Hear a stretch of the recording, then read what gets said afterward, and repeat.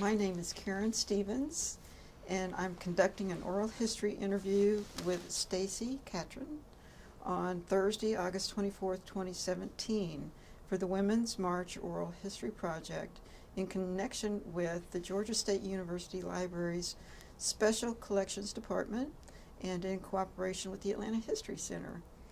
We're recording this interview at the Atlanta History Center in Atlanta, Georgia. So Staci, before we talk about your experiences regarding the Women's March, I'd like to get a little biographic information.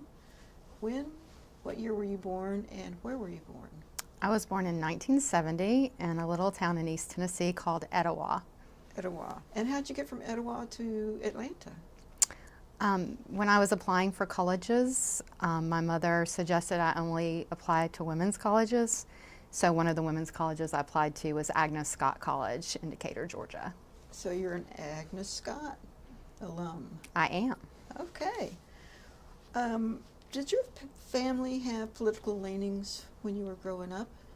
Most certainly my mother and father did, as well as my mother's parents. They were all educators and liberal. By rural East Tennessee standards, I said, should qualify that. So, yes. And so, did you have political leanings when you were growing up or acquired later in life? I think I always paid attention. Yeah. My parents subscribed to a lot of non-local newspapers and publications that I was reading, particularly my mother. So I was reading things like Ms. Magazine in the 70s and 80s growing up, and other political magazines at that time period. So I was certainly aware of politics from a young age. What's your profession? I'm a library director for the Atlanta History Center. Oh, okay. Is there a particular party that you support? Well, I generally vote for the Democratic Party and have since 1988, but I would say that in some ways I'm much more left than the Democratic Party. I actually was a member of the American Communist Party for over 10 years, a card-carrying member. And when I was young, I was involved with the Communist Youth Brigade in Atlanta, Georgia. Okay, very interesting. Were you involved in political activities in the past? I've been actively involved in political activities since 1988. Okay. Well, do any of your family members participate in any political activities? In general, no. I would say that they more exercise their politics through their vote and through their professions. Yeah. For example, both my mother and father taught in the first integrated schools in Chattanooga, Tennessee in the 1960s, and they were selected as part of the federal program to help integrate the schools in Chattanooga. So they were not frontline activists out with the Civil Rights March, although they had certainly had friends that were doing that, but through their professions, they were advocates. Wow, amazing. Have you participated in a march before the Women's March? Many. Many. Could you talk about that a little bit? I'll probably talk about the first rally I was at. It was actually here in downtown Atlanta at the state capitol in 1989. Members of the Ku Klux Klan had decided to ask the city for a permit to march in downtown Atlanta, and a group of us, some of whom were Democrats, some of whom were more left-leaning, and others came together to protest the Klan being on the state capitol grounds, and that was my first march. Wow, congratulations. Well, let me ask you about, let's talk about the march on January 21st. What made you decide to march on that day, January 21st? Trump's election. Period. I was mortified, like many people in this country, horrified, mortified, disillusioned, and scared. And I think many of us got, or at least I did, maybe got a false sense of comfort during the 2 terms of President Obama's administration. And I think I felt things were moving in a positive direction, and we were actually starting to move towards the promise of democracy. Yeah. And when Trump was elected in November, it was such a shock. And so I felt that although I had not been actively in a protest march in over a decade, that there was no way I couldn't be there. That makes sense. Did you attend the Atlanta or the Washington? I was at the Atlanta At March. the Atlanta March. Was there a reason you chose that one instead of any of the others that were going on around the country? Originally, I had planned on attending the one in Washington, D.C., Yeah. but for a few personal reasons, and also I decided it was important that all the major cities had high numbers of attendees to show that it was not simply a march on the Capitol, but that it was a national protest. Yeah. And so I decided, well, I love the city of Atlanta, Mm-hmm. and I know there'll be a lot of people that show up. And they estimated, I think, a very low number. And then the night after the march, when I got home and I was listening to NPR to hear, the local NPR station, to hear the numbers, and they were reporting numbers of 65, 67,000 people. Mm-hmm. I was very glad I had stayed in Atlanta and I had been part of this city's march. Yeah. What was the issue that was most important to you? It's sort of hard to pick one issue, but I would say for me that day, women's rights. We really, in many ways, have not moved forward much since I started advocating for women's rights through reproductive rights, equal pay for equal work, in every facet of our lives and our culture, from when I started protesting in 1988, almost 20 years ago. Yeah. And so for me, that was probably the first and most important issue. Yeah. It is strange that even though there does, if I may interject, some changes since '88, it's like during the campaigning and the election, it's like going backwards. It very much feels like we're going backwards, and shockingly so, truly. Yeah. I mean, some days, and then when I think about other issues that matter to me, certainly racial injustice in this country is a huge issue. Yeah. And I support the Black Lives Matters movement and very much believe in it. I'm also an environmental advocate. Mother Nature matters to me, and tremendously. And that was a very important issue, certainly because of the current administration and their viewpoints on both of those subjects. Yeah, I know. Wanting to get out and have a voice. And then just broader, affecting all of us, just like the environment, racial injustice, and women's inequality in their society, is economics. People having opportunity to a good education and to health care. If we don't have the basics, then how can any of us succeed and be a healthy part of America? So it's so many levels, so many levels. It's so strange that is such an issue, that it is just beyond me sometimes that even is an issue. Well, we think about the wealth in the Western world, and particularly the United States, and the fact that there are people in our city who don't have basic health care, don't have a meal to eat, don't have money to buy their child a meal to eat before they send them off to school. It's unacceptable. Yeah. And when I was younger, part of the reason I got involved in a more leftist movement is that I felt that that was the core. If there was no opportunity to the basics, then how can anyone succeed or thrive or have anything, spiritually, emotionally, intellectually, physically, or otherwise? So that's where that came from.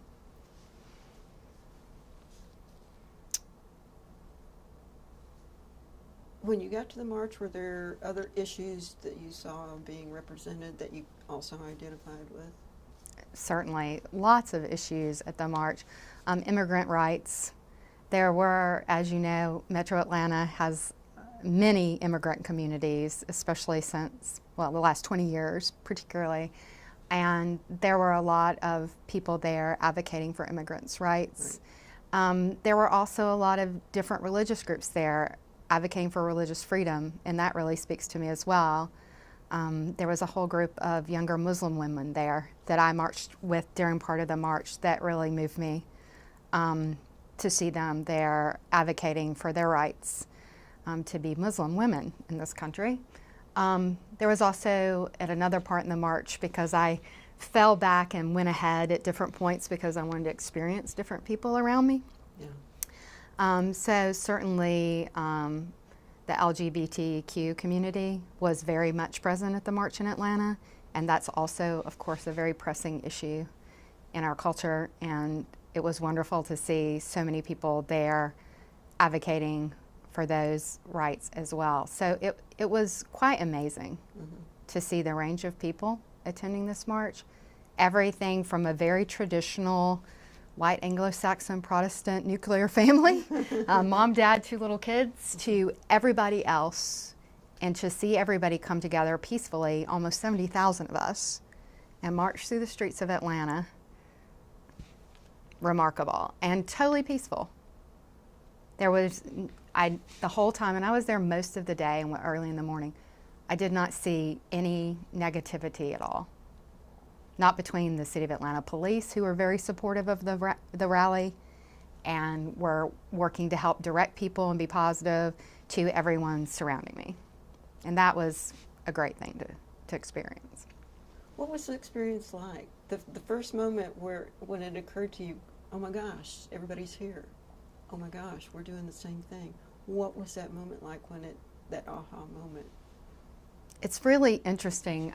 I took MARTA from Decatur with a group of Agnes alumna, and we went down together, but one of my friends, another alum, and I got split from the group because of how crowded it was. And she has some fairly serious health issues, so I wanted to stay with her. Part of our deal as friends was if she needed to leave the rally early for her medical reasons, that I would be willing to leave early and get her back to MARTA safely and get her home. So I was with her, and interestingly, not long into the march, we started to see people that were advocating for disability rights. And even though physically on the outside, people didn't know it because that day she didn't have a cane and she didn't want to be in a wheelchair, it was very moving to her to be able to participate as someone who is on disability. So we came up, and it was pouring rain in Atlanta when we got there. Right.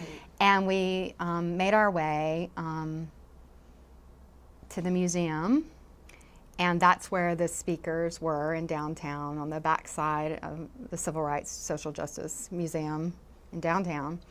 And my friend that was with me very much wanted to hear the speakers. What was her name? Helen Nash is my friend. And so she wanted to hear the speakers, and it was her first march. So I said, okay, well, we're going to have to push and kind of wiggle to get ourselves down there. We were very polite about it, but we got down there because she really wanted to hear Congressman Lewis and several of the other speakers. And so we did that, and we heard the speakers, and they were amazing. All of them. There were many, almost a dozen from different organizations. And I do want to tell you about my favorite one later. But afterwards, then the march actually started to happen. So we were going up and around these large, broad stairs next to the museum, and I was walking forward, and it was crowded, so I decided, oh, well, I can't move, I'll turn around. And that's when I realized how huge the rally was. I turned around and I saw tens of thousands of people, and prior to that, I thought there were maybe a couple of thousand people there. I did not realize the magnitude of how huge the march was until I was able to look down and over everything, and completely took my breath. What did that feel like? It felt amazing because, one of the chants in the march was, show me what democracy looks like. This is what democracy looks like. And it was there. It was just like, oh my gosh, look at all these people who've stood in the pouring down rain for the last, 2 hours. And, Helen and I were there. And even though we had on like rain boots, we were soaked through, literally soaked through our rain jackets, our clothes, socks were soaking wet, everything. Everybody was soaked. Nobody cared. Everybody was smiling. Everybody was happy because people wanted to be there. They wanted to show how they felt. Yeah. And they were happy to have an opportunity to do it. It was stunning. It was hard to explain. I feel it. Yeah, it was huge. And then my friend Helen who was worried about, of course, not falling or whatever. I said, "You've got to turn around." And she turned around and saw the same thing, and we both just stood there, just kind of in awe of seeing all these people. Yeah.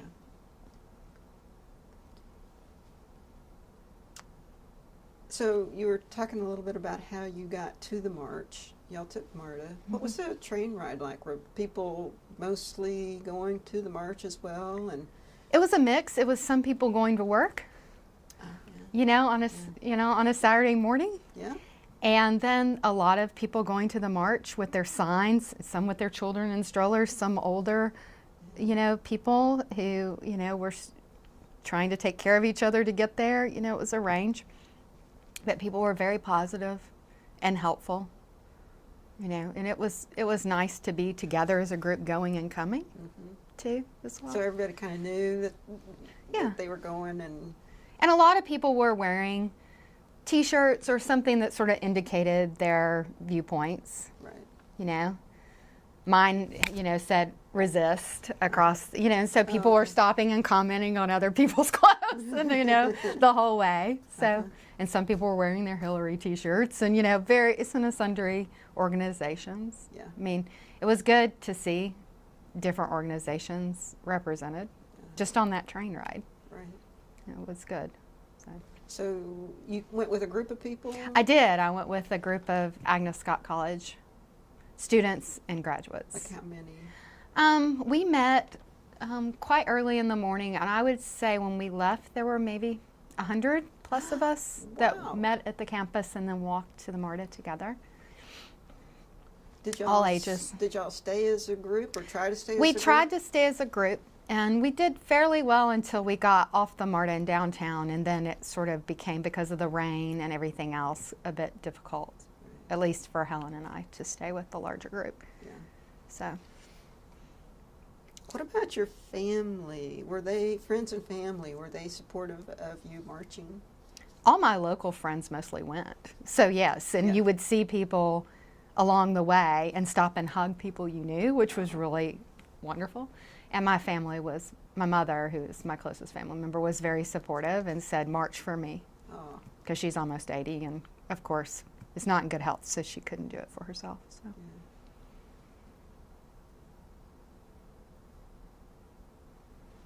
Tell me about your thoughts and feelings before, during, and after the march.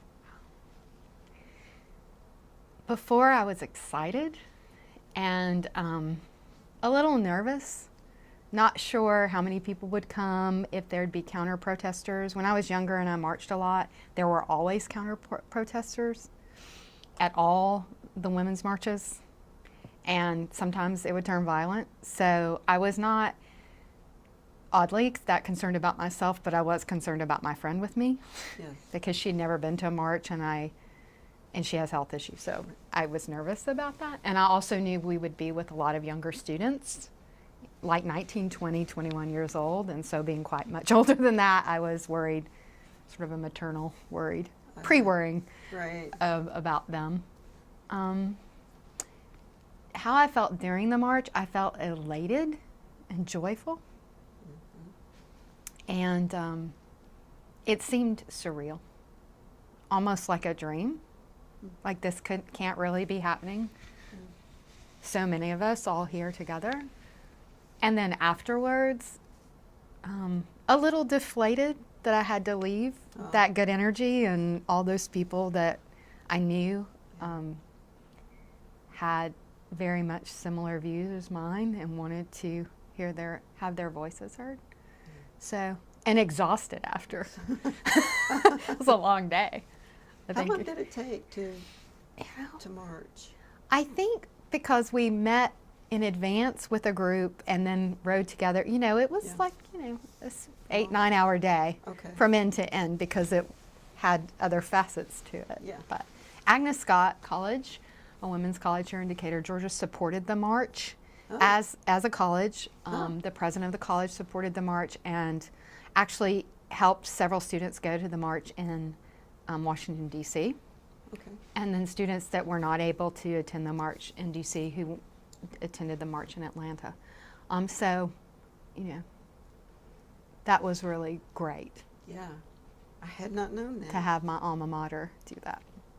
Yeah.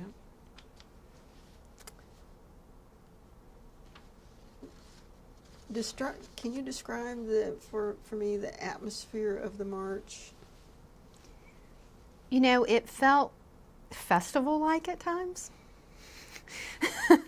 because there was a lot of joy and people knew, a lot of people knew each other, or they would see someone they would knew, like we'd be walking along and my friend Helen would see a friend and we would stop and chat and hug. And then, or I'd see a friend from a group like the Sierra Club or some other group I knew, and we would stop and hug. And, you know, so there was that sort of camaraderie feeling. And then I think also there was an elevated, you know, they're frustrated. So you also felt that. They wanted to say what they wanted to say, so you would hear that through the chants, you know, and show me what democracy looks like. This is what democracy looks like. Love trumps hate. Keep your laws off my body. On, and there are many others. No Trump. No KKK. No hate in the USA. Oh, I like that. All of these different ones, and in very different iterations of the same. I mean, you know, we'd hear, but the minute you would hear one of the chants die down, then someone else would immediately pick it up. Oh, okay. You know, and it was interesting to hear how it would kind of ebb and flow, and really amazing. And it got really intense as we turned onto Martin Luther King. Oh, describe that. That was an interesting thing because we're there and you can see the Capitol, the big gold dome, and we're here, the home of Martin Luther King Jr. And when people saw the Capitol and then the street sign with his name, it's just like roars, and the chants elevated and got stronger and stronger and stronger. So that was really pretty special. Cool. You had mentioned that you marched a little bit of the way with Muslim. Describe that.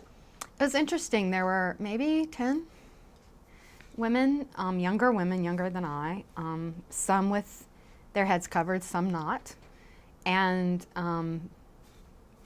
it was just interesting to see them there. Not a daily occurrence in my life, but certainly there. They didn't seem to be affiliated with a specific organization. They weren't carrying a sign or, you know, a banner, but obviously there to advocate for their rights. One of the best speakers earlier in the day before the march was a gentleman named Edward Johnson. And I was unaware of him before the march, showing my ignorance, but he is the president of the Council of American Islam Relations for Georgia. Okay. And he was a very powerful speaker. And talking about the struggles throughout the state of Georgia for people and their religious beliefs. And certainly not as big of a struggle in metro Atlanta for someone who wants to practice their faith, but certainly in rural parts of Georgia, they do a lot of advocacy. So that was a really powerful piece of the speeches to me, was listening to him. Were there other speeches that you could hear? Some people said that they couldn't get close enough. Well, we intentionally got close because I decided Helen was going to go to the march and hear all the speeches. So we were like 6 feet from the stage. We heard them all, and many were great. Probably for me, hearing Congressman Lewis, who I've heard speak many times, touched me the most. My sign was 5th District loves John, because I live in the 5th District, and Congressman Lewis has been my representative for 25 years, and you know, he means everything to this city and to this country. And he saw my sign, and I got the thumbs up. It was great. And that was fun. Another speaker I really was moved by was the head of the NAACP for Georgia. And I think his name is Dr. Johnson. Okay. And definitely in a traditional minister's way of delivering, but in a great way. And he told this story about his daughter, and it was really moving. And he said it was the day after the election, and his young daughter came to him, and she was very upset that Trump had been elected, and said, "Daddy, what are we going to do about this bad man? What are we going to do about this bad man?" And he turned to his daughter and said, "It's what we're all going to do about this bad man." And it was really powerful because he's talking about this 7-8-year-old child having this awareness of how this could really negatively affect her life and her family and all the people she loves. And then for him to say, well, we're going to fight it together. And so everyone in the audience, of course, was like, yes! It went crazy. And that was really powerful. Another lady that spoke, whose name I don't recall, she was over an organization for refugees, but they're called Fugees. Fugees. And it's a soccer team of refugee women. F-U-J-I? F-U-G-E-E, like the end of refugee. But like Gotcha. she has this organization in Atlanta that promotes health and education, and they have this soccer team. And she spoke about the rights of immigrants in the city and these younger women, and building self-esteem, helping them find their place in a dominant culture that doesn't often accept them.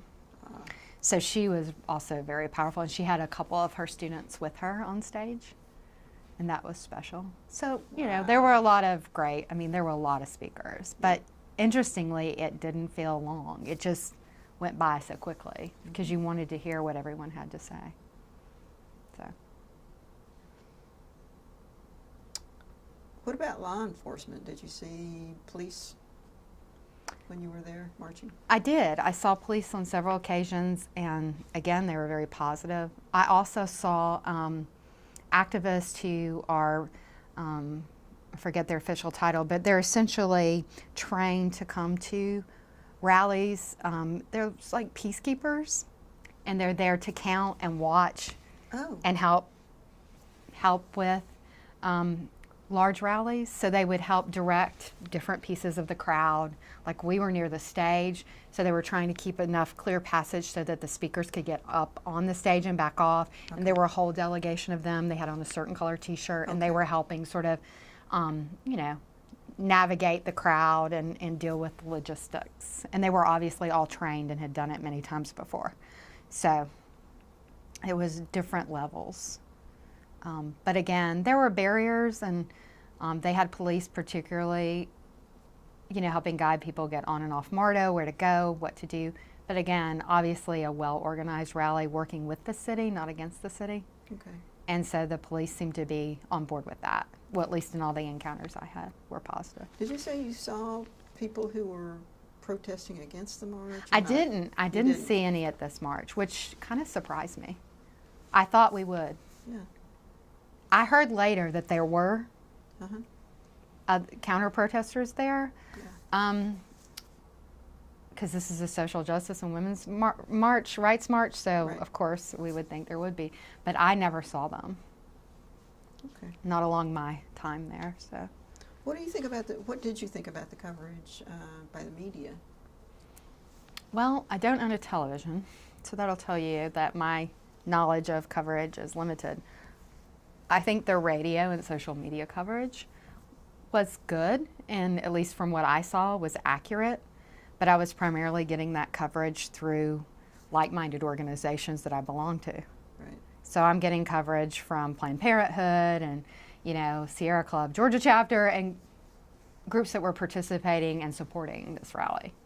So I didn't watch media coverage from other outlets. Okay. So I don't know how it was portrayed. Okay. And we talked a little bit about how the group managed to stay together as best it could. Did you have a gathering point at the end where you would meet up, or was it just? Well, I think people kept trying to meet back up, but at least for us it never worked out. So it became a twosome, Okay. And then you found your way, after the march, you found your way back to MARTA, and that's the way you got home? Yes. What was that like, the trip back? What was the demeanor of the people on the train? I think people were still very uplifted but exhausted, mostly probably because of the weather, Yeah. strangely, because it had, for people who were at the rally most of the early morning part, they were drenched. So, of course, they were tired. Yeah. But no, similar. And still, sort of when we came back, there were people leaving work on the train, and, and that was merging with all these protesters.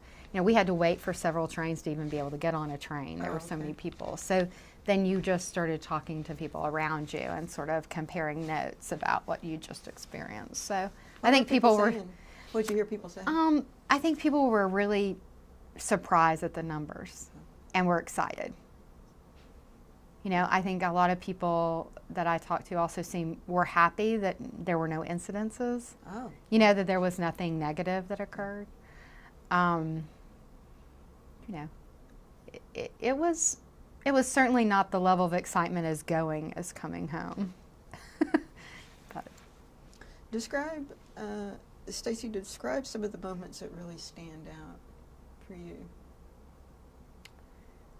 I think for me, that turn on the stair behind the museum to see all those people, because I had no concept how many people were there until that moment, was huge. I think standing 8 feet from Congressman Lewis and hearing him give a remarkable speech, a speech that man on many levels has been giving his whole life, was just... Do you remember anything that he said? Not to give up. I mean, his overall theme was, we've been fighting this a long time, and now we have to double, triple our efforts and continue to fight. And so I think because everyone has such a deep respect for him, because he's been doing this since his teens, and he's in his 70s now, to see someone that's been doing this, for over 50 years is remarkable. And that he's been trying to move our culture and our society towards democracy all those decades, and has not let up, not one day. Very moving. Very moving. And I think he has a presence. I know you've probably met him or been around him or heard him speak. He has a presence that could fill 400 football fields. I mean, his presence is huge. And people felt that. You could see it. I mean, when I looked around me, you could see it. Even there was a mother and daughter just to the east of me, and maybe the daughter was 12, and the mother was my age. And of course, this daughter probably has little knowledge of who John Lewis is, but yet you could see her eyes were like saucers, because she was so overwhelmed by his energy and the power of his voice and who he is and what he represents. So that was a big moment. Yeah. The moment where we pass Martin Luther King and the street sign and the Capitol in the background, and then you could see the sea of people and all these signs, advocating for all different kinds of civil liberties. And in that moment, it was just very moving, very moving. Okay. How did you feel the day after the march? What do I need to do now? Ah. Who do I need to be calling? Who do I need to be writing? What do I need to be doing? And one of the best signs I saw in the protest march was, because I felt like, in a way, we're protesting Trump. People weren't, the news wasn't spinning it that way, but the reality is we're all there to protest this administration. So there was a sign this woman had, she was wearing a sandwich board. And on both sides were all the Georgia who you needed to call. Mm-hmm. And the numbers. And people were photographing it with their phones, so smart. that they immediately had all that information. Yeah. All those phone numbers are already in my phone, because long before Trump, was elected, I call my representatives. Yep. I call them more now than I ever have in my life. Mm-hmm. So I think for me it was, okay, what do I need to be doing? Okay. How have you been feeling since the march? It's been, 6-7 months. How have you been feeling? I have actively kept up with the calling, but I was doing that before, and trying to financially support organizations that matter to me, Georgia Democrats and to others. environmental groups, Planned Parenthood, many organizations that matter to me. But I think that I still feel like there's so much more I as an individual need to be doing. And I think a lot of people feel that way. They see that things are getting worse and worse, even since the march in this country. And they want to be able to affect change and move our country back in a more positive direction. So I think a lot of us, at least for me, I think about it a lot. What should I be doing? What can I be doing more than what I do? Yeah. How have your family and friends responded since you've marched, to the fact that you marched? The majority have been very supportive. As I said, most of my friends attended either the Atlanta rally or the DC rally, so it's more sharing stories and experiences. Most of my family has been very supportive. I did have one distant family member say, I don't know why you would put yourself through that. And I thought, well, I didn't put myself through anything. I had a great experience and I got to participate in an important part of change, hopefully. But she certainly didn't understand that, so that's okay. Yeah. So, what do you hope will happen now? I hope that there will be more and more marches, because I think they're impossible to ignore. In a lot of ways, they're more impossible to ignore than the dozens of phone calls I make every month. And when you have that many people come together, the government can't ignore it.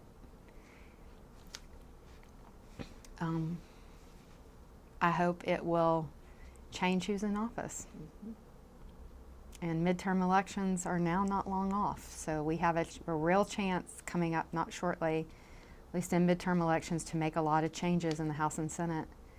And we go from there, and hopefully we weather the storm of this administration, and then he's out, and we move forward again. What do you fear the most? Things like what happened in Charlottesville recently. Can you just talk about that for a minute? I think the administration has given a lot of legitimacy to very extreme hate groups. And people want to call them alt-right or neo-Nazis, but let's just call them what they are. They're hate groups. They hate other human beings who have different viewpoints from them and who are different from them. And they're about hate. And unfortunately, like we saw in Charlottesville, a lot of those groups have the great potential to be very violent. And I worry about people being hurt.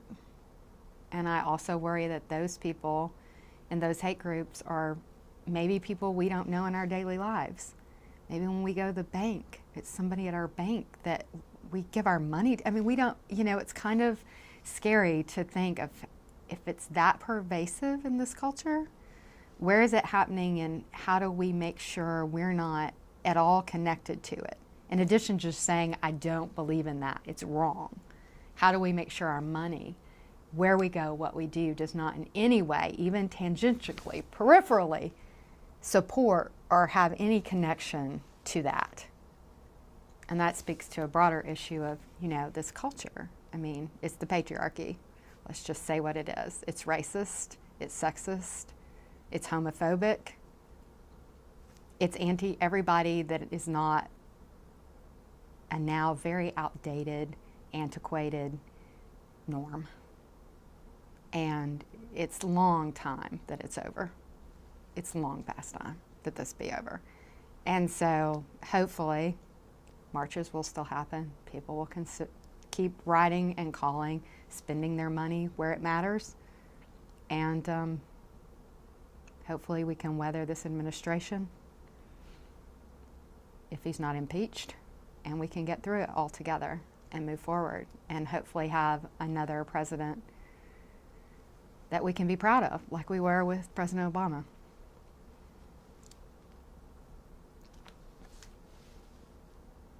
Do you feel like the movement has maintained momentum over the past 6-7 months? I think yes and no. I think I see a lot of energy and people that before the march, friends of mine that would have never been talking about these issues as openly and as regularly as they do now, it's brought it to the forefront for a lot of people. Things they certainly know are wrong and that are injustices in our society, but seeing what has been happening, it's impossible not to talk about it. It's impossible to ignore it. And I think people are more motivated. At the same point in time, you know, people get back into living their daily lives, and then how do they fit that into how they're existing? Although the vigils in Atlanta, you know, not less than 2 weeks ago now, you know, the two vigils in support of Charlottesville, one in Decatur and one in Atlanta, downtown Atlanta, had huge turnouts. Mm-hmm. So there's still energy, mm-hmm. and people are still concerned and are willing to show up. Mm-hmm. So we'll see as we go forward. Okay. Did any part of the march surprise you? People, speakers, experiences, feelings? I think the thing that surprised me the most, in addition to the number of people, was that there were families with babies there, literally infants, marching all the way up to I saw a couple in their probably mid-80s. So to see a 6-month-old baby being carried by her father, and then this older couple, senior couple, that surprised me. I think most of the marches I had attended in the past, you would not see that range of age. And I think that speaks to how serious what is going on right now is. That a family's willing to get up at early on a Saturday morning and drag their small baby on the MARTA to downtown Atlanta in the pouring rain. Mm-hmm. And an elderly couple one of whom was struggling to walk, mm-hmm. was willing to get on that same MARTA, and then that speaks volumes. Yeah. So.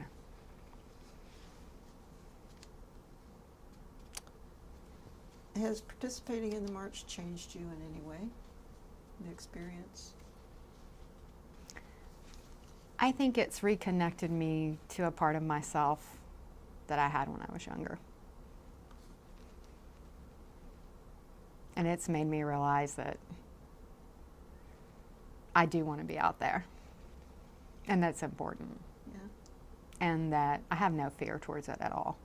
Yeah. I just want to participate. And I want to be one of the, hopefully, hundreds of thousands of voices that are heard. So. Do you have any strategies you can suggest to anybody who's trying to cope with this?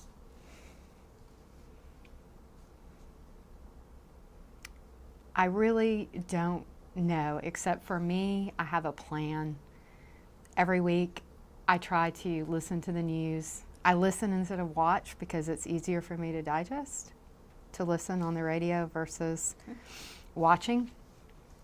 I try to pick one issue a week that I really want to call my representatives about, because if I try to do more than one, I feel overwhelmed with trying to call around work and all the other regular parts of life. Mm-hmm. That's been my strategy. Certainly not full enough and not effective enough, but at least it's something. Yeah. As we start to wrap this up, what would your advice be to anybody who's considering going to a march in the future? Do it. Go. Just go. It will be good. You will feel like you're part and you're participating in a democracy, because it will really be the only time in your life you're truly participating in democracy. Mm-hmm. Good advice. Well, let me ask you this last question, I'd like to give you an opportunity to talk about anything that we haven't talked about, anything about the march, or your feelings since then, or the people that you met, or the general sense of the value of the march, the experience, where we are at this point in time. I think I've spoken a lot over the last bit of time, but I think when a march can bring together so many people from so many backgrounds and viewpoints, and they can all come together for humanity, essentially, to say, we don't want our society to be this way, is very powerful. And so again, just the next opportunity I have, I'll be there. And I hope other people will be too. Well, Staci, I really do appreciate you We survived the taking interview. the time to be participating in this with authenticity and guts and persistence, and I just really appreciate you speaking from the heart. Well, thank you for interviewing me Thank very you. much. Thank you.